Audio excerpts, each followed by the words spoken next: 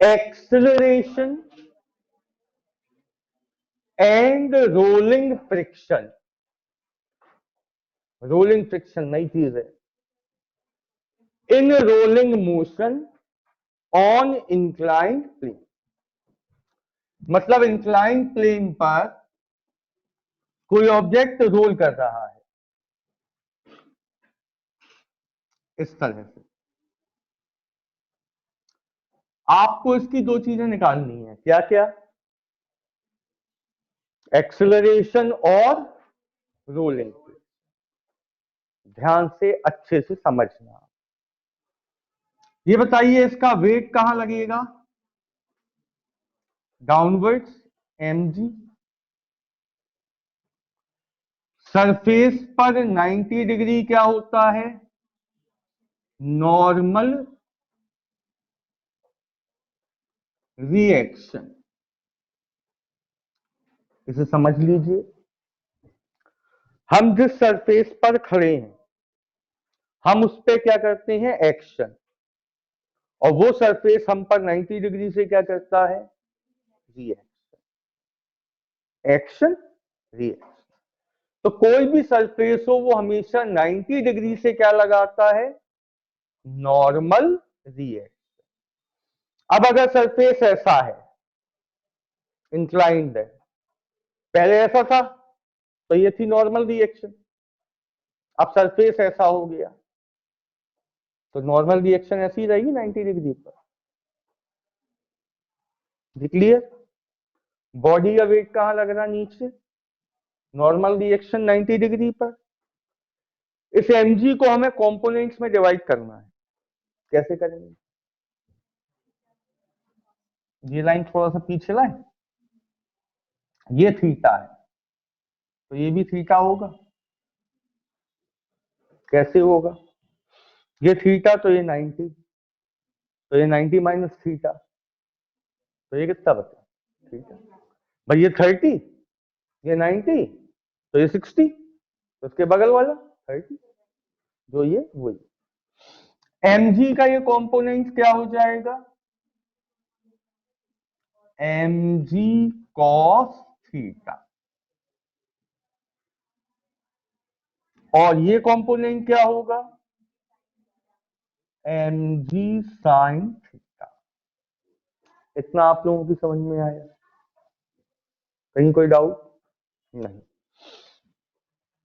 ये बताइए ये बॉडी कौन सा मोशन कर रही है? Rolling motion. याद रखना इस चीज को। फ्रिक्शन कहां लगेगा? पीछे F। तो मुझे ये बताइए mg sin थीटा ज्यादा है या friction?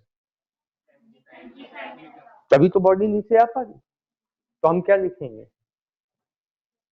mg sin theta minus friction equal me। Net force हमेशा क्या होता है? m।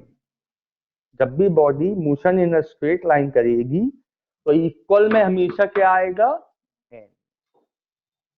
ठीक, बात क्लियर? जैसे हम किसी पत्थर को या टेबल को धक्का मारें तो हमारा फोर्स कहां लगा? आगे।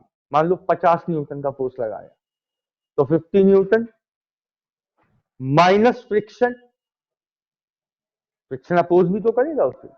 माइनस फ्रिक्शन इक्वल में नेट फोर्स। नेट फोर्स जिसकी वजह से मोशन हो रहा वो क्या होगा? m।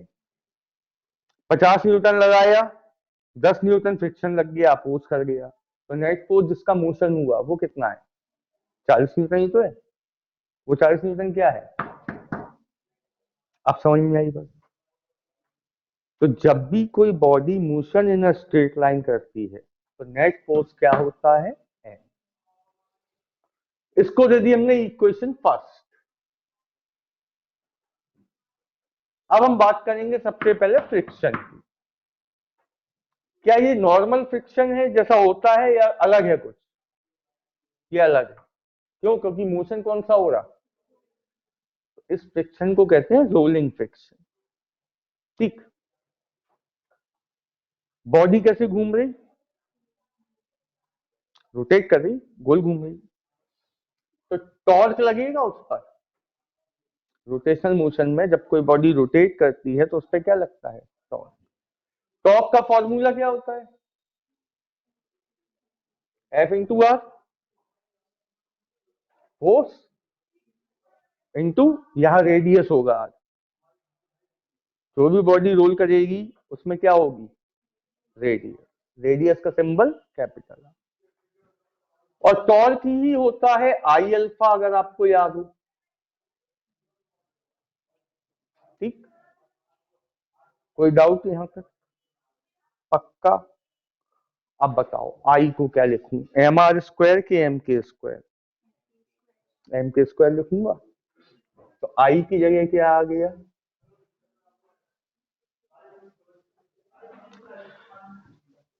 अल्फा चाहिए या ए चाहिए ना, तो अल्फा हटा दे। अल्फा कैसे हटेगा, ए इक्वल क्या था, लीनियर एक्सेलरेशन और एंगुलर एक्सेलरेशन में यही रिलेशन था, ए इक्वल था आर अल्फा, तो अल्फा होगा ए बाय आर इक्वल में एफ इंटू आर। क्या कुछ कैंसिल हुआ, कुछ नहीं, एफ क्या बन जाएगा, एफ क्या बन के आएगा, एम ए के स्क्वायर अपॉन आर स्क्वायर, यही आएगा।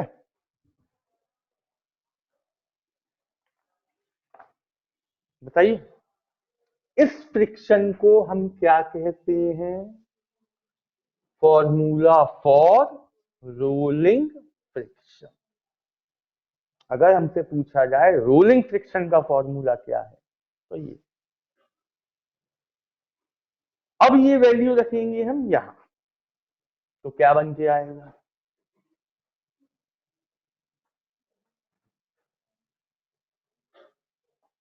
M G sine theta minus M A के square by R square equal में एम।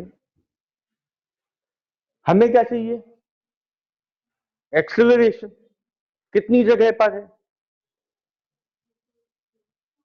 दो जगह है, साथ में करना है, तो एम जी साइन थीटा क्या हो जाएगा, एम इस साइड लाए, कॉमन मिल गया, बचेगा क्या, 1 प्लस के स्क्वायर बाय आर। बोलो हाँ या ना, यही बचेगा, पक्की बात है। क्या कैंसिल आउट हुआ, तो फाइनली ए क्या आ जाएगा,